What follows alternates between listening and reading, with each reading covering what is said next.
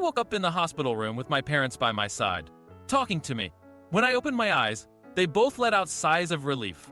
My dad whispered, "Thank God," and my mother was crying tears of happiness. Trying to reassure them, I said, "I'm fine, guys. It's just a little accident. I fell out of a tree yesterday, and they brought me here." While we were talking, a friendly nurse came into the room to check my vitals. But for some reason, my parents couldn't stop staring at her. They kept gazing at her until she felt uncomfortable and asked, "I'm sorry, is there something wrong with my face?" But my parents remained unresponsive, as if they were in some kind of trance. So, I tried to cover for them, saying, "Oh no, they're just a little shocked. I'm their only child, and they were really worried about me." Turning to my parents, I asked, "What's wrong with you today?" However, they still didn't pay any attention to me and continued staring at the nurse. I felt really embarrassed for them, as I had never seen them act this way before. As soon as the nurse finished her work and left, I couldn't contain my frustration and yelled, "Mom? Dad? What the hell was that?" To my surprise, my dad replied, "I think we just met your kidnapped sister." Confused, I asked, "Wait a minute. What? What do you mean?" But my dad didn't answer. He simply grabbed my mom's arm, and they followed the nurse.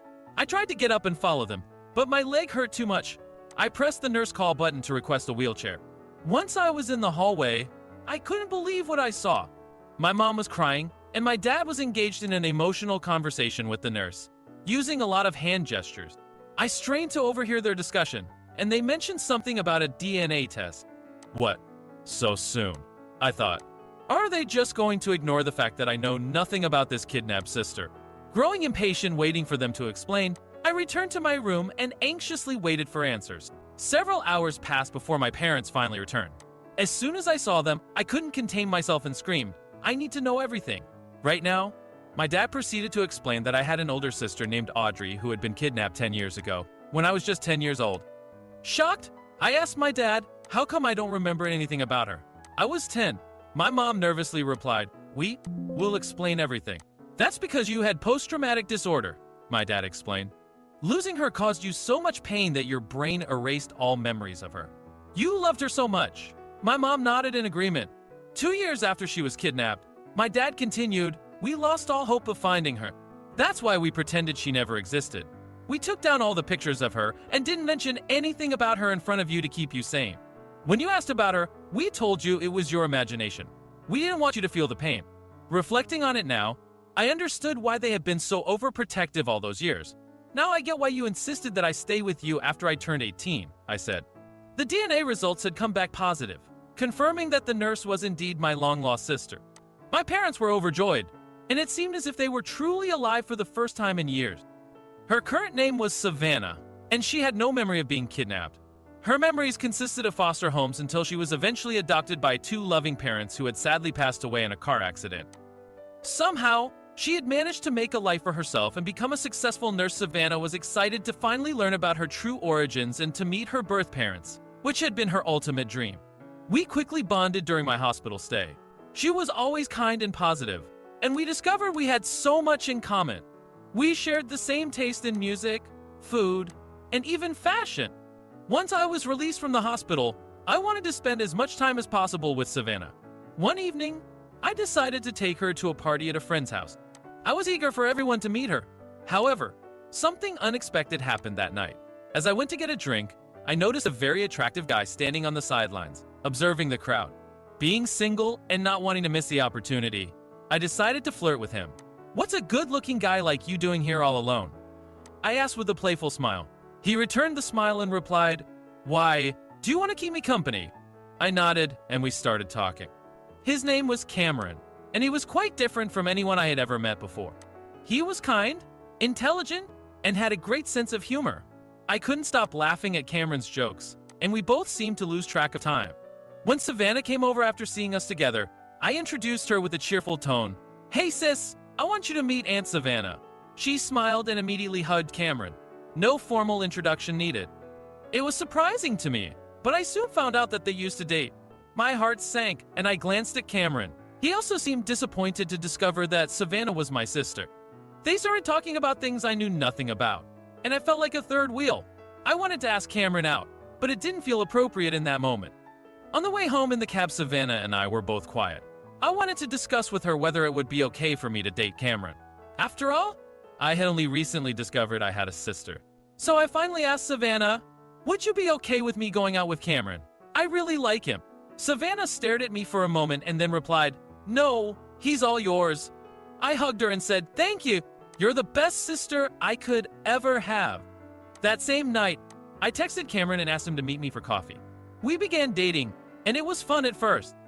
However, things got really awkward at times. One day, we went hiking with Savannah and my parents. While walking up a hill, Cameron accidentally stepped on a rock and fell. He let out a painful yell, and we all rushed to his side. I was worried when I saw his bleeding leg, but Savannah reacted with panic. Initially, I thought it was because she was a nurse and knew how serious it was. But to my surprise, she snapped at me angrily, saying, move, this is no time for romance. My mom urged me to let Savannah do her job, and we had to cut the hike short and return home. Another awkward incident occurred when we were waiting for Cameron to join us for dinner. He arrived with a large bouquet of red flowers, and I was so excited to see him that I hugged and kissed him. However, when Savannah witnessed this, she slammed the door and went inside in a huff. She left early, and things started to deteriorate from there. Savannah refused to be in the same room with Cameron and me, often leaving whenever we showed any affection for each other. Eventually, she stopped visiting or responding to our messages entirely. Mom and Dad grew increasingly concerned and thought I might have done something to upset her. Dad approached me with suspicion one day, asking Savannah doesn't come here anymore. What did you do to her? Mom added, Bella, you have to fix this. We can't afford to lose her again. Their words angered me, so I decided to confront Savannah. I went to see her after her shift ended one night, even though she didn't seem pleased to see me. With a slightly aggressive tone, she asked, what are you doing here, Bella? Ignoring her tone, I explained that I had come to find out what was going on, as she had been distant lately and stopped talking to everyone. Out of nowhere, she started screaming, releasing all the anger she had been holding inside. She yelled, what's going on? After all these years, you have the best of everything. You weren't kidnapped. You didn't endure foster homes and abuse. Mom and Dad were with you the entire time. And now you're with Cameron, my ex, the one I thought would come back to me and marry me. I was stunned and couldn't believe what I was hearing. I had no idea about her troubled past, nor did I know that she still had feelings for Cameron. In a soft voice, I tried to explain Savannah. You told me I could go out with him. She didn't let me finish and abruptly left her apartment, leaving me standing there with a broken heart. I wanted to talk things out with her, but she didn't return for 3 long hours. When I returned home, my mom anxiously asked, so, did you talk to her? Feeling guilty about what had transpired with Savannah, I decided to lie and replied, yes, Mom, I talked to Savannah. She's just really busy with work right now, but she'll visit soon. I left my mom and retreated to my room, reflecting on the mess I had created. I knew it wasn't my fault that Savannah had a troubled past due to being kidnapped years ago. Still, I couldn't shake the guilt, knowing that I had a perfect childhood while she had suffered. If I continued seeing Cameron, I was afraid Savannah would fade away from our lives, and my parents would be devastated. That night, I couldn't sleep, and by morning, I had made up my mind to break up with Cameron. I sent him a message, asking to meet up, and he told me to come to his apartment. However, when I saw him, I couldn't bring myself to say those words. Our love for each other was too strong. He sensed something was amiss and asked, what's wrong? I awkwardly replied, oh, nothing. I just miss you. He smiled, kissed me, and we headed to his bedroom. The details of what happened next don't need to be mentioned. Later that night, when I arrived home, I noticed Savannah's car parked outside. I wondered if she had forgiven me. I entered the house, thinking maybe she had come to her senses and wanted to reconcile. However, it turned out quite the opposite. She had informed Mom and Dad about me and Cameron, accusing me of stealing him from her. Mom was furious, scolding me for not appreciating all that Savannah had done for me during my hospital stay. I couldn't bear seeing Savannah with that smug look on her face, as if she had won some kind of battle. I couldn't hold my tongue any longer and said defiantly, actually, I just got back from Cameron. We had an amazing time, and I couldn't resist stirring the pot a bit. So, with a mischievous grin, I dropped a bombshell. Oh, get ready, sis! You're about to become an aunt. Mom was left speechless, and Savannah's face turned an angry shade of red. It was clear she wanted to strangle me at that moment. Truthfully, I was just trying to get under her skin. Savannah didn't utter a word. She just grabbed her purse and stormed out. Mom, on the other hand, completely lost it. She started yelling at me, berating me for my insensitivity. The more she emphasized, "She's your sister," the more my anger grew. I resented the fact that I couldn't remember anything about Savannah. Around 3 in the morning, I emerged from my room, feeling incredibly thirsty. As I made my way to the kitchen, I noticed a faint light emanating from the library room. Mom was inside, hunched over some newspapers. She seemed distressed, as if she had a headache. After a few minutes, she turned off the light and retreated to her bedroom. I couldn't resist the urge to investigate. Seeing what I did in those newspapers shattered my entire world. My adoption papers were laid out before me. The realization hit me like a ton of bricks. I was adopted. Could it be the reason I couldn't recall anything about Savannah? Was she already kidnapped when my parents adopted me? Did they adopt me to replace her? A storm of emotions surged within me, and I felt like someone had punched me in the gut. An intense pain gripped my heart. My entire life had been built on a monumental lie. I couldn't stay still. I needed time to process it all.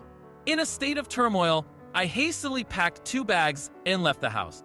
I didn't want to face anyone, so I changed my phone number and went to live with my boyfriend in another city.